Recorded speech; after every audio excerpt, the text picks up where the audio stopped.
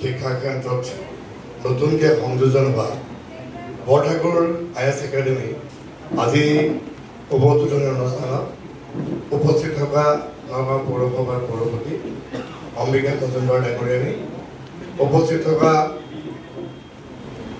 এই বৰঠাকুৰ IAS একাডেমিৰ এগৰাকী অধ্যক্ষ আদিত্য বৰঠাকুৰ ডাঙৰীয়া, নগাঁও ছোৱালী মহাবিদ্যালয়ৰ অধ্যক্ষ ডক্টৰ কুলেন চন্দ্ৰ দাস ডাঙৰীয়া, বিশিষ্ট জ্যেষ্ঠ সাংবাদিক মুৰব্বী শ্ৰদ্ধাৰ প্ৰণৱ হাজৰিকা ডাঙৰীয়া, নগাঁৱৰ শিক্ষা কেন্দ্ৰত আন এটা মাইলখুঁটি সংযোজন হ'ল।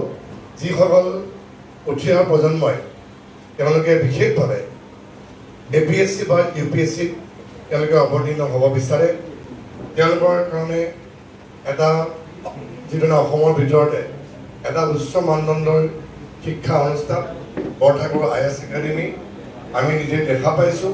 যোৱা 10টা বছৰে অসমত বিভিন্ন ধৰণে বিশেষকৈ গুৱাহাটীতে হওক, যোৰহাট, ডিব্ৰুগড়, তেজপুৰ আদি কৰি এনেকুৱা ইয়াৰ শাখাসমূহ আছে আৰু নতুনকৈ আজি নগাঁৱত সংযোজন হ'ল।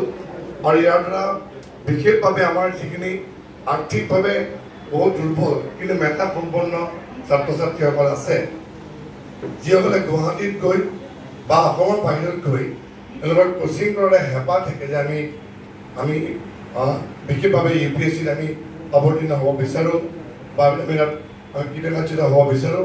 আৰু তেওঁলোকৰ ক্ষেত্ৰত বাহিৰত গৈ বা গুৱাহাটীত গৈ হওক বা গুৱাহাটীৰ বাহিৰত বহুতে দিল্লীতো যায় UPSC কোচিঙৰ কাৰণে, আৰু এটা মোটা অংকৰ ধন খৰচা হয়। কৰা কৰি পেলাই কোচিং লওঁতে এটা বৃহৎ ধনৰ প্ৰয়োজন হয়। এইটো সকলোৰে কাৰণে সম্ভৱ নহয়। আমাক এখন কোচিং ইনষ্টিটিউট কিহৰ কাৰণে লাগে? এগৰাকী শিক্ষাৰ্থী তেওঁলোকক মানসিকভাৱে সাজু কৰিবৰ কাৰণে।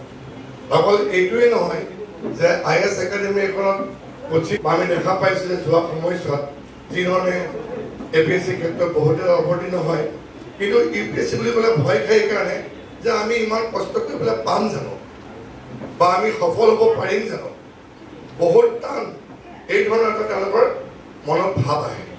কিন্তু আজি আমি ইতিমধ্যে আমি আদিত্যলৈ কথা পাতি আছিলোঁ যে বিহাৰ, ঝাৰখণ্ড তাত এটা UPSC এটা প্ৰতিযোগিতা আছে। আমাৰ অসমৰ প্ৰতিযোগিতা বেলেগ ধৰণৰ হয়, কিন্তু এটা সময় আছিলে হয়তো আমাৰ ইয়াত UPSC হয়তো এটাও নহৈছিলে বা ক'ৰবাত নে ক'ৰবাত আমি 1% 2% সফল হোৱা দেখা পাওঁ। কিন্তু হয়তো লাহে লাহে লাহে লাহে তাৰ সংখ্যা বৃদ্ধি হ'বলৈ ধৰিছে। ইও এটা কাৰণ, এটা সজাগতা আহিছে। কাৰণ যেতিয়া চেষ্টা আমি সাধাৰণতে ভাবোঁ যে বিশেষকৈ অসমৰ বা নৰ্থ ইষ্টৰ ছাত্ৰ ছাত্ৰীসকল যথেষ্ট মেধাসম্পন্ন হয়। অসমত ভালকৈ পাছ কৰাৰ পিছত বাহিৰত যেতিয়া পঢ়িবলৈ যায়, বাহিৰৰ পৰা ছাত্ৰ ছাত্ৰীসকল কিন্তু ঘূৰি অহাৰ ৰেকৰ্ডটো খুব কম। বাহিৰতে প্ৰতিষ্ঠা লাভ কৰে, ভাল এটা পৰিৱেশ পায় বা অসমত সেই ধৰণৰ এটা সুযোগ বা সুবিধা নাথাকে। আৰু সেইধৰণে আমি দেখা পাইছোঁ যে মেক্সিমাম ছাত্ৰ ছাত্ৰীয়ে কি হয়, দিল্লীত যেতিয়া পঢ়িবলৈ যায়, দিল্লী ইউনিভাৰ্চিটি পঢ়ে বা বেলেগ জেগাত যেতিয়া যায়, তাত একেলগে তেওঁলোকে UPSC কোচিং কৰে। দিলীপ বৰা ডাঙৰীয়া একেলগৰ পৰা আৰম্ভ কৰি কেইবাখনো জুনিয়ৰ কলেজে যথেষ্ট কষ্ট কৰি পেলাই ইয়াত মানৱ সম্পদ ব্যয় কৰাৰ গুৰুত্ব আৰোপ কৰিছে। আৰু সেইকাৰণে আমাৰ ইয়াত কেইবাখনো জুনিয়ৰ কলেজত পঢ়িবৰ কাৰণে অসমৰ বিভিন্ন ঠাইৰ পৰা ছাত্ৰ ছাত্ৰীসকল নগাঁৱলৈ আহে।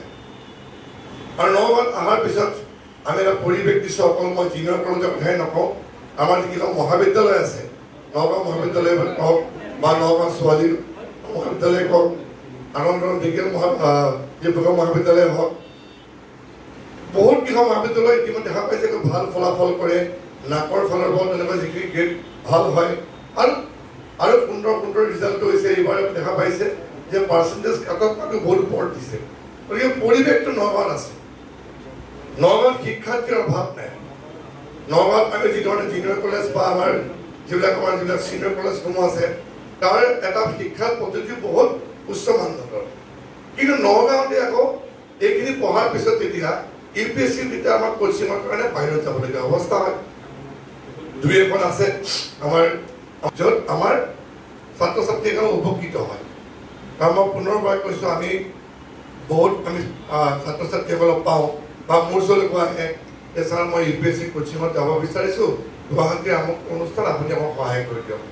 আমি কি সহায় কৰিব পাৰোঁ যে আমি যিহেতু তেওঁ দুখীয়া ছাত্ৰ ছাত্ৰী কিন্তু মেধা সম্পন্ন চোকা কিন্তু তেওঁৰ পিতৃ মাতৃসকল আৰ্থিকভাৱে দুৰ্বল তেনে ক্ষেত্ৰত আমি অলপ আৰ্থিক সহায় কৰিব পাৰোঁ বা গুৱাহাটীত প্ৰতিষ্ঠিত যিকোনো আমি এখন IAS একাডেমীক আমি অনুৰোধ কৰি পেলাই তেওঁ আমি এটা সুবিধা কৰি দিব পাৰোঁ সেইধৰণে আমি প্ৰতিবাৰতে কৰি থাকোঁ বহুত ক্ষেত্ৰত